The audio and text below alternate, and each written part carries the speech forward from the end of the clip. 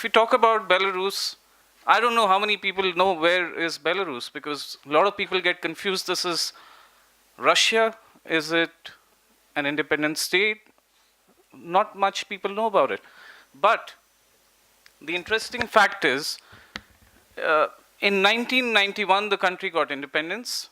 The country was destroyed as part of World War II. Within a span of 20, 25 years, it's already a developed nation. You can look at all the figures. It's 1/3 the population of Delhi, 9.49 million. Geopolitical importance, it's right in the heart, in the center of Europe. And, in size, it is slightly smaller than Great Britain and Romania, but much bigger than some other European nations. Beautiful environment, healthy living, all of that. Look at the economy.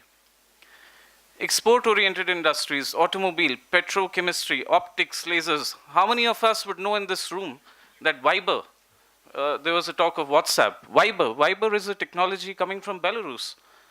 It's developed 100% out of Belarus. Optics, lasers, manufacturing automation. How to, generate people who will be trained enough, the man behind the machine. The IT sector, agriculture, the entire gamut is being covered. And how is this covered? Because of excellence in vocational education. Already talked by Professor Anuj, very, very aptly. I think the skills are depleting. Internationalization of economies is leading to increased competition, changing dimensions of labor, mobility of labor, speeding up of scientific and technological progress. So there's a lot of things happening, a lot of transition happening. How do you cope up with that? So the base has to be vocational education for a nation building, for a sustainable economic growth. And what has Belarus done for that? Education is available freely, free of charge. It's aligned with the industry requirements. It considers the interests and needs of the country and the citizens, guarantees a job. There is a complete framework of initial vocational education leading to secondary vocational education, primary and basic, and almost 99.7%, almost 100% literacy of citizens of age over 15 years. Look at qualification structure. There are almost all specialities, 125 of them, qualifications in 400 plus areas, being agreed with employers. The key is employers. We are talking in India about demographic dividend, that we are at a cusp where we have more than 67% or 65% of our population below 35 years of age. What do we do? How do we reap this demographic dividend? Of course, set up centers of excellence across industry sectors with industry-academia partnership, which, develops employment opportunities, skills that can be honed to take them to the next level. Qualification structures, again, across 172 specialities. You can take a look, whether it's pedagogical sciences, economic laws, physical, tourism, public health, light industry, agriculture, forest. And then, of course, that's where the bridge comes in, where it's just not about that. There is, to cope up with the new changes. So there are, of course, new specialities being designed, and those are being designed as per industry requirements. Mechatronics is, again, man behind the machine, operators of mechanized automated warehouses, car service, control measuring equipments. These are where the next round of jobs are going to come in. We have, in India, the three pillars of, the three basic core foundation policies: Make in India, Skill India, Digital India. Nothing is going to work till the time you have skilled manpower to drive investments in India. Investments will come, but who is going to manufacture? Where are the people? India is the IT hub of the world, but I know from a lot of my colleagues that even in IT, there is a lot of skill upgradation needed with big data analytics, cognitive, robotics, artificial intelligence. The speed at which one needs to learn is really something which one needs to keep pace with.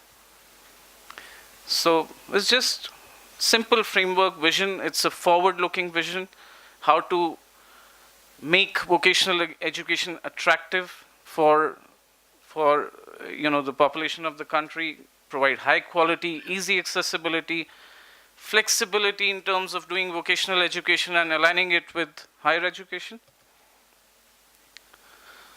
So this is basically, some code of conducts, which I don't think I should get into. There is a very significant and a very comprehensive work being done by this nation towards, going where they are at this stage in terms of vocational education.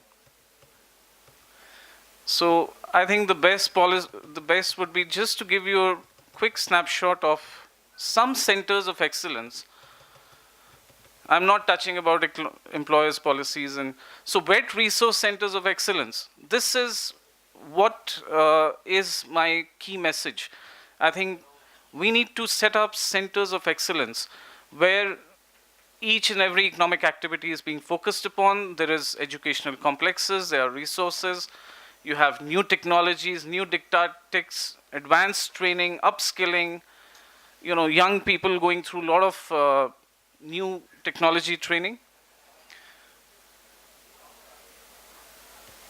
So it's all about lifelong learning. And look at this, in this nation, there are about 34 specialties, state-of-the-art centers of excellence in partnership with industry, Siemens, Samsung, Fanuc, which have set specific specialized resource centers in one industry area or multidisciplinary sectors. So automobile technologies, resource centers for agriculture, group of specialties, agro-engineering, food industry. So basically, I think it is very important for a country to develop, to have strong vocational education programs, those that can be aligned with the higher education, have hands-on training across industry sectors, have clear pathways for students to know the skills on the hand, learn them, apply them, experiential learning, and go for higher education and then take the nation to the next development. So of course we are representatives of REPO. REPO is a Ministry of Education, Vocational Education Institute from Belarus. They are the operators of the World Skills Belarus. So they send the candidates, their teachers, trainers, everybody to participate. And our interest in India, of course, is to look at projects for establishing such centers of excellence, multidisciplinary and multifunctional across industry sectors,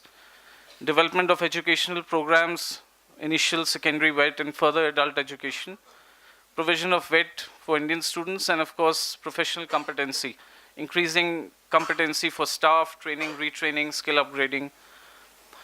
So this is Minsk. Minsk is the capital of Belarus, and all of you are welcome to Minsk, and let's hope there is more collaborations between India and Belarus.